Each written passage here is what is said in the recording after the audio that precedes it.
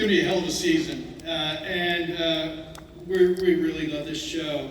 We also love our fans. Archer fans, you are the best in the world. And as a token of our appreciation today, on your way out the door, you will get a custom, one-of-a-kind IIA t-shirt to show our appreciation. So make sure you grab one appropriately. And also remind your friends to catch the season 13 premiere on Wednesday, August 24th on FXX, and it also streams the next day on Hulu. So now it's my distinct pleasure to welcome our in-house permanent moderator for Archer panels. He also happens to be the executive producer of this series. Please welcome Casey Willis.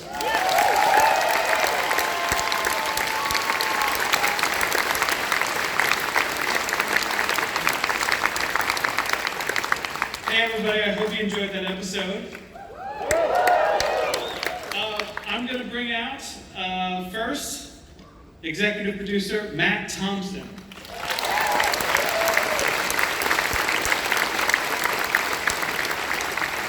The voice of Lana Kane, Aisha Tyler.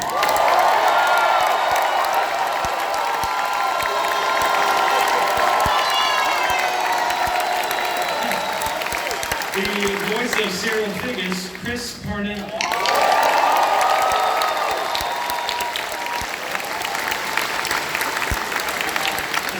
The voice of Pam Poopy, Amber Nash.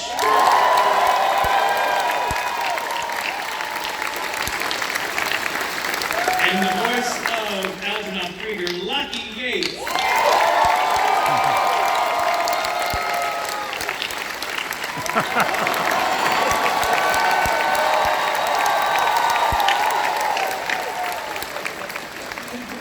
I also have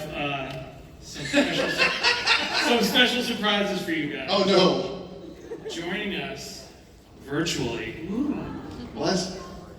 The voice of Cheryl and or Carol Ton, Judy Greer. What? And the voice of Shirley Archer himself, Aisha Benjamin.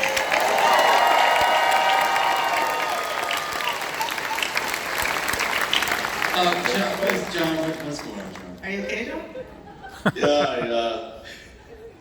I was in the bathroom earlier, and I wrapped my gauze around my head and put fake blood on it, and so yeah. Thoughts and prayers, John. Thoughts and prayers. Pretty much why I can't be there.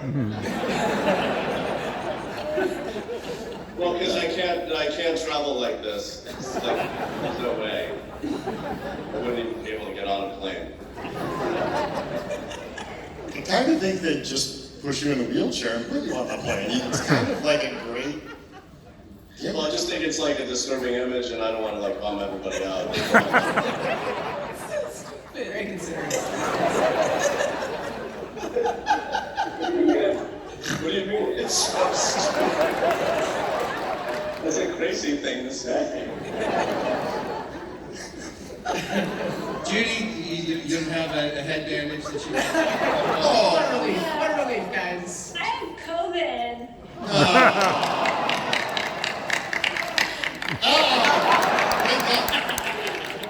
Now you guys do too. Thanks, Judy. Anytime, everybody. Comic-Con is special for us because we make the show in Atlanta, and Lucky and Amber live there, and then John's in New York, and everybody else is in LA, so we never really get to see each other. But there is someone missing that's very dear to our hearts, and that's Jessica Walter.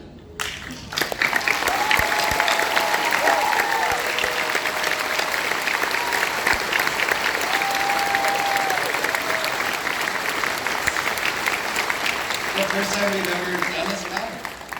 Yeah, first time we have done it without her. And I just wanted to see if anybody in the cast had a story, Jessica's story they'd like to share. My story is that it's kind of like a conglomeration of like 7 or 10 stories, which is whenever we were doing a record with Jessica, there was inevitably some sort of line of dialogue that was extremely dirty. And it was like, I remember like one of them, like, it was kind of innocuous to even think about. It's like, and then, okay, so Mallory has to say, like, what are you going to do, motorboat him? And she's like, what is this motorboat him? And then, and then over the seasons is, what is this rusty trombone? And so I was always nominated as the person that was like, and then she wouldn't stop. She was like, no, seriously, tell me what it is. And I would always have to, in graphic detail, explain to her some, like, fucked up sexual thing. And every time she had the exact same response, she was like, people. One time, also, a very cute version of that is, you know how people write, am I right? A-M-I-R-I-T. So that was in a script, and she said, I have one question about this line. What is amarite?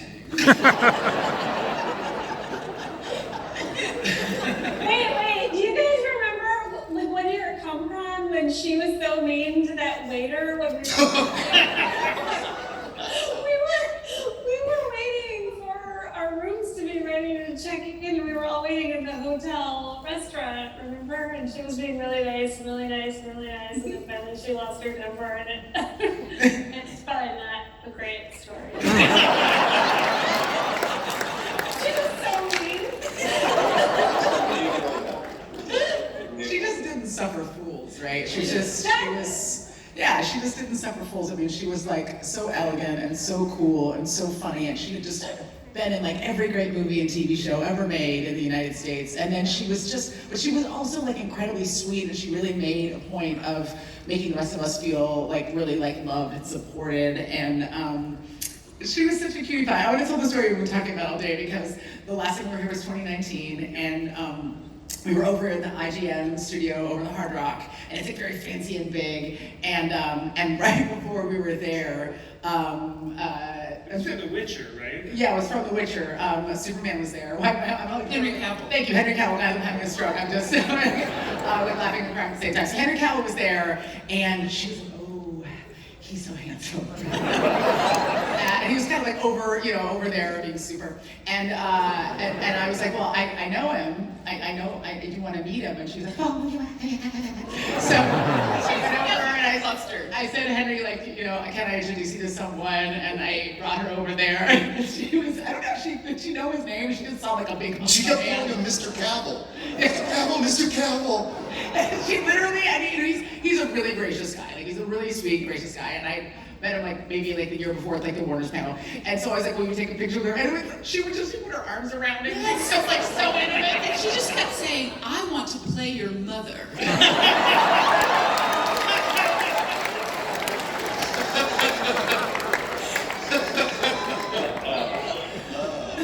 But she was just an incredible woman. Yeah. And we were really lucky to know her and to have her.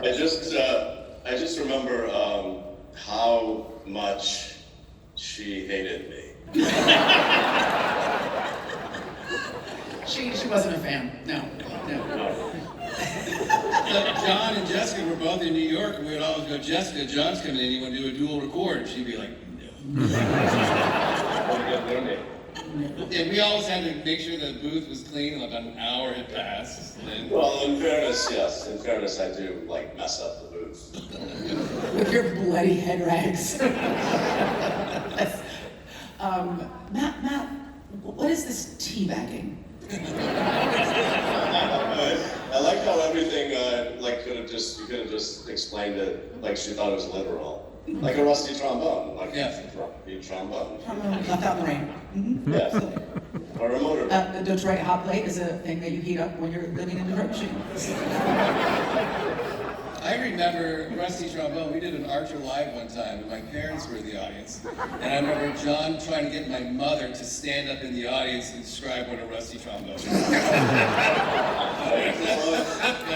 Here's Mrs. Thompson, will you please tell us what it is? Thank you. So I wanted to thank you for that. Well, I mean, I didn't know what it was. 13 1301 takes. Oh, before I ask this question, I wanted to give some 1301 shout outs. Ooh. Of course, Fabian is played by Kevin Novak from What We Do in the Shadows. Please watch What We Do in the Shadows. Great Yeah. show. They're just cooking on all cylinders over there.